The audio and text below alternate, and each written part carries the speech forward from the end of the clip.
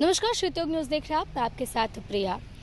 प्रदेश में इन दिनों आपराधिक घटनाएं काफ़ी बढ़ी हुई हैं, लेकिन ऐसे में एक चौंकाने वाली घटना सामने आई है। बता दें आपको कि मुरारी प्रसाद गौतम, जो कि विधायक हैं, विधायक जी के आवास में चोरी का मामला सामने आया है।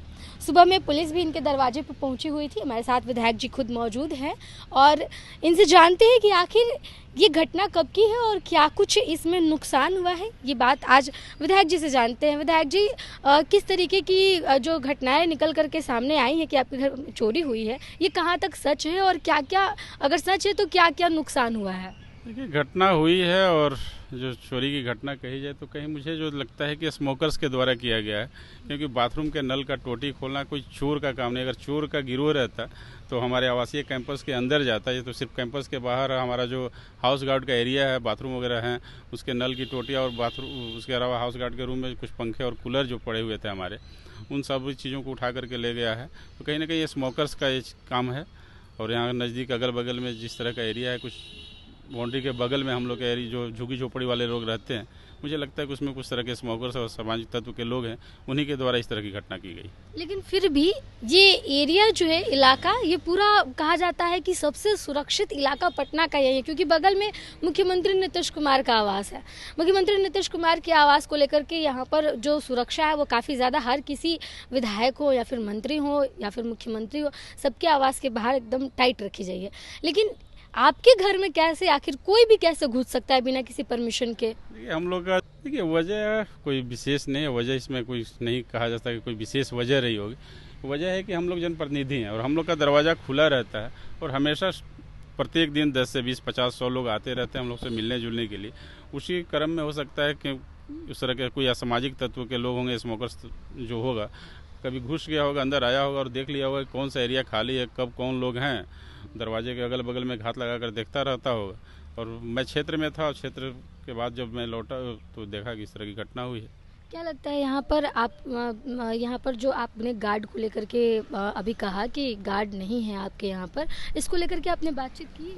हाँ, एडीजी सुरक्षा को आज हम पत्र देंगे कि नहीं हाउस गार्ड की व्यवस्था की जाए, क्योंकि हाउस गार्ड रहते तो निश्चित तौर पर हो सकता था कि इस तरह की घटनाएं कैंपस के अंदर नहीं होती। जो छोटी मोटी घटना हुआ है स्मोकर्स के द्वारा ही किया गया है, तो इस तरह की घटनाएं नहीं हो पाती।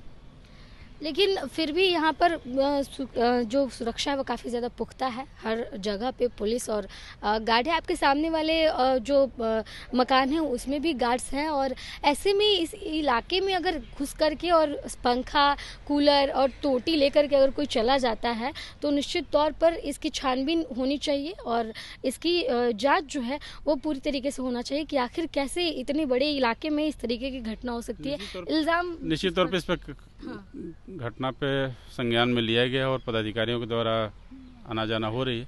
और आप घुसने की बात अगर कही जाए तो निश्चित तौर पे पुख्ता एरिया है सुरक्षा के दृष्टिकोण से, लेकिन पीछे का जो एरिया है, स्लम टाइप के लोग हैं, झुग्गी झोपड़ी लगा कर रहते हैं, तो हो सकता है पीछे की तरफ से ही घुस करके आए होंगे और इस तरह के, क्योंकि जो घटनाएं हैं सामने से अगर हुई रहती तो निश्चित तौर पर इस तरह की घटना नहीं होती।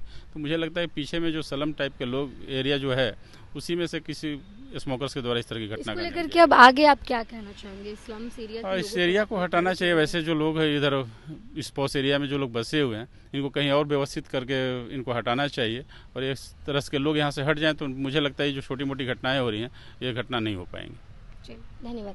हमारे साथ विधायक जी थे और विधायक जी ने साफ तौर पे बता दिया कि जब वो अपने आवास पर नहीं थे उस समय की ये घटना है।